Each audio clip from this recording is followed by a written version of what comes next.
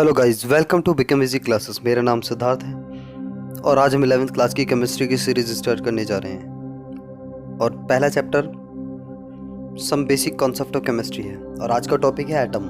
तो एटम के बारे में हम जानने की कोशिश करेंगे, उसका कॉन्सेप्ट क्लियर करने की कोशिश करेंगे। एटम एग्जैक्टली है क्या? तो एटम एग्जैक्टली है क्या? देखो, सबसे पहले जो साइंटिस्ट आए थे उन्होंने क्या कहा कि अ पीस ऑफ पेपर लो और उसको फर्दर डिवाइड करते जाओ, और डिवाइड करते करते एक ऐसा टाइम आ जाएगा कि वो फर्दर डिवाइड होना बंद कर देगा। तो जो फर्दर डिवाइड होना बंद कर देगा, स्मॉलेस्ट पार्टिकल जो होगा उसी को क्या बोला गया? एटम बोला गया। क्या बोला गया? एटम बोला गया। ऐसा किसने कहा था? डेमोक्रिटस जी ने कहा था। किन्होंने कहा था? डेमोक्रिटस जी ने कहा था। उसके बाद बहुत टाइम के बाद जॉन डाल्टन जी आए। जॉन डाल्टन जी ने कुछ इस तरीके का अपना मॉडल दिया। उन्होंने क्या कहा कि ये इंडिविजिबल पार्टिकल है। क्या है? इंडिविजिबल पार्टिकल है, मतलब ये सिंपल है, इससे छोटा कोई पार्ट हो ही नहीं सकता, स्मॉलेस्ट है। ऐसा जॉन डाल्टन जी ने कहा था। बाद में जे थॉमसन मॉडल आया। जे थॉमसन मॉडल को हम प्लम पुडिंग मॉडल और वाटरमेलन मॉडल भी बोलते हैं। इस मॉडल में ऐसा क्या था? इस मॉडल में जैसे कि हम वाटरमेलन मॉडल बोलते हैं, तो उसमें होता क्या एग्जैक्टली? जो रेड वाला पूरा पार्ट होता है वाटरमेलन का, वो पॉजिटिव चार्ज होता है, और जो सीड्स होते हैं उसमें ब्लैक वाले, वो नेगेटिव चार्जेस होते हैं। और जो जे थॉमसन जी ने एक अच्छी बात कही थी, क्या कि ये जो मॉडल होता है वो क्या होता है? न्यूट्रल होता है। क्या होता है? न्यूट्रल होता है। बाद में जो मॉडल आया वो कैसा था?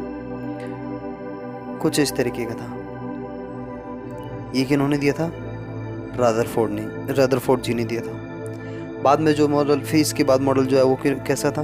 कुछ इस तरीके का स्ट्रक्चर था। ये किन्होंने दिया था?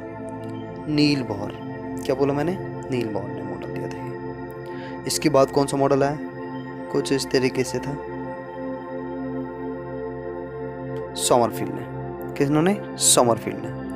तो इस तरीके से धीरे धीरे जैसे जैसे डेवलप हुई चीज़ें, मॉडल के बारे में नॉलेज ज़्यादा से ज़्यादा गेन हुई और आज हम इस स्टेज पे पहुंचे हुए हैं। तो एग्जैक्टली फाइनली एटम है क्या? देखो, एटम कुछ नहीं, एक स्मॉलेस्ट यूनिट होती है किसी भी ऑर्डिनरी मैटर की। क्या बोला मैंने? स्मॉलेस्ट यूनिट होती है किसी भी ऑर्डिनरी मैटर की, उसी को हम एटम बोलते हैं। What is atom? Atom is the smallest unit of an ordinary matter. Simple, बस इतना ही काफ़ी है। जो क्या करती है? हेल्प करती है किसको? केमिकल एलिमेंट को फॉर्म करने में। इसका साइज क्या है? Almost 100 picometre. ठीक है बच्चों, तो एटम के बारे में इतना ही डिस्कशन था हमारा। तो चैनल को लाइक करें, सब्सक्राइब करें और प्लीज़ कमेंट करें, सजेस्ट करें अगर कोई सजेशन हो तो। Thank you class.